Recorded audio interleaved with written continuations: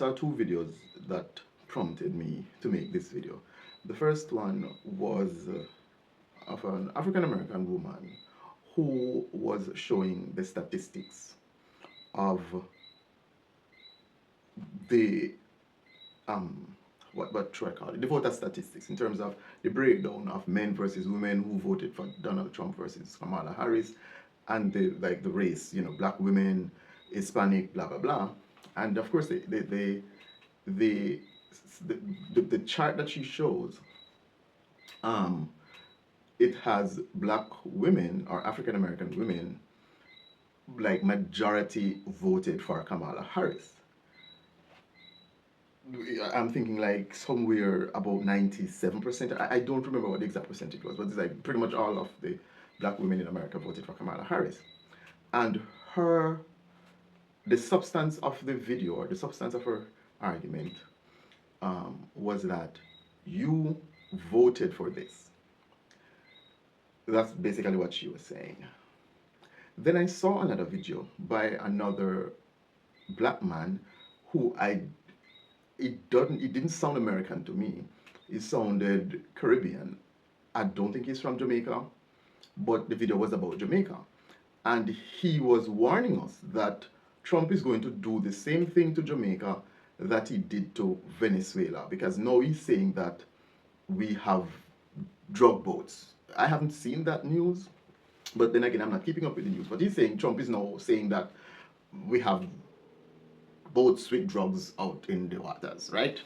So essentially, he was warning people who do like jet skiing activities, water sports activities, yada yada yada, to be very careful, because next thing you know, these racist white people from the United States of America might just decide to blow up whatever vessel they see out in the ocean. And we do have a lot of fishermen, at least down here on the north coast, that make their living by way of going out on a little canoe, or it's a canoe, it's a little wooden boat that they go out on to, to go fishing and so on and so forth. So who knows, right?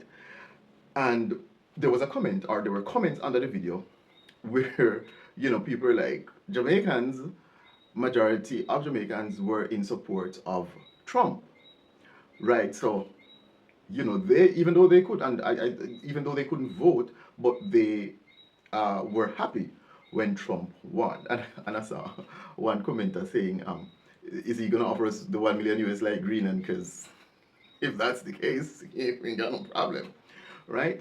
Then just before I made this video, I was on Facebook, and there was this image that someone posted with it was silhouette, what appears to be an ICE agent standing over somebody with a gun to the head. And of course, the renewed set of outrage that we're seeing now is coming on the heels of a nurse who works in a veteran hospital, who was in Minneapolis at some protest or whatever the situation might be, and he was literally murdered by someone appearing to be ICE agents, but there were like 6 or 7 of them. I think they pushed a woman, and the guy was videoing, and he went in between them and the one to like what are you doing? And of course they started to tussle and grapple with him, kind of like to get him out of the way to do whatever they wanted to do to this woman, and he just would not move, and they all pounced on him.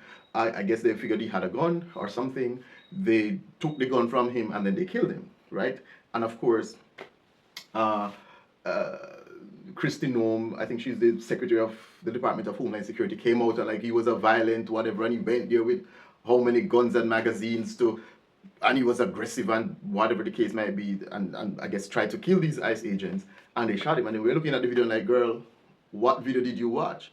Right? And then the guy in charge of Homeland Security, who looks like they took him out of 1937 in the height of the Nazi regime and brought him literally that's the guy looked like a Nazi. Like they took him they just pluck him from the past, drop him into the future and say fuck shit up. And basically they have the same speech. And of course I watched a few of the videos on CNN, but you can't trust these media people, right? Was like overlaying her voice while playing the video of what was happening, and you could see that nothing that she was saying represented at least the videos that came out in the public. And this is the problem. This is a problem that I have with people. And I guess the focus is on America now because all of this is happening. It's like, I cannot understand the level of stupidity that people have. Even seemingly intelligent people. Of course, I've been seeing a lot of videos saying, like, listen, once people have a belief, facts do not matter to them. You cannot try to break. It's kind of like talking to religious people. If you're like, they literally make up your fucking religion, right? What you're worshiping, the stuff that none of these things are true or accurate. It's kind of like, even if you present them with evidence, it's not going to change, right? Because it's like, you need to replace that belief that they have, or you need to transition them out of that belief system in a way that they feel safe. Because if you're like, hey, well, the Bible was made up, written by some gay ass dude called King James or whatever the case might be, people are gonna, they don't care if you give them evidence that all of this is true. It's kind of like, okay, so what now do I do? And they don't want to think about that, so they're just gonna double down and go into, it's kind of like somebody's crossing the road and a car is careening towards them. Instead of like running out of the way, some people will freeze, and that's how they get killed or what. Yeah, so it's kind of like that. Instead of getting out of the way, some people will just freeze up, and that's what happens when you challenge people's belief system. The truth does not matter, and we're thinking, okay, well, I'm in the right, I know I'm right, I know that I'm telling the truth, whatever the case may be, and you're trying to convince someone with logic, and it's like, logic doesn't work on people who have a belief system, and that belief system is central to who they are. You could be the most logical, right? It doesn't, none of that matters to them. They don't fucking care. Once people feel threatened, they're going to resist. And if you're threatening me, if you're coming to tell me that what I believe is not true, you best believe I'm not going to be like, oh wow, you sound so logical now. They're going to be the most dumbest person that because they will fight tooth and nail to hold on to that belief system. People keep saying people voted for this. Like they forget why people voted for Donald Trump. You think Donald Trump told people that this is what he was going to be doing? And do you believe that if Kamala Harris had won, things would have been different? It wouldn't have been immigrants. They would have opened the borders and people would have been flooding in, because that's what was happening under the Biden administration. Kamala Harris would have done that. It was just a different way of destabilizing America. So the outcomes would have been the same. The methodology would have been different. This is what people don't seem to fucking understand. All of these people are evil fuckers. They're all working for the same masters. They all have the same agenda. It's just, how do you get there?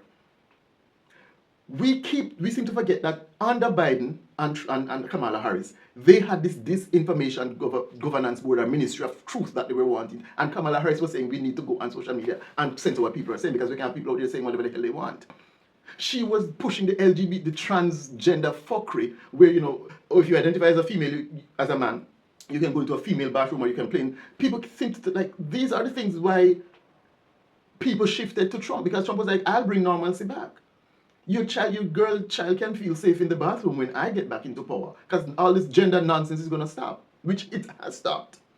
So nobody voted for what ICE is doing. Nobody envisaged that this would have been any kind of reality that manifested for them.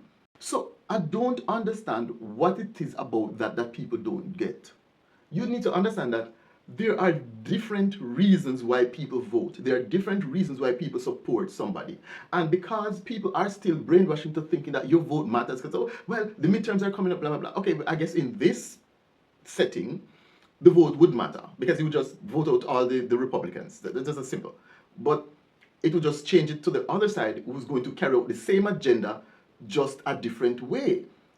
And that is what you need to understand. So what people need to do is to start holding the people who are in charge in your local area. So I don't give a fuck what Trump is doing, but I'm going to go to my governor or my mayor and say, you're not letting ICE operate in this fucking state. So I don't care what the federal government says. You're going to ensure that our police officers in this state ensure that ICE follows the law. And we don't, because people think that judges run. No, it's the law enforcement officers that run the system.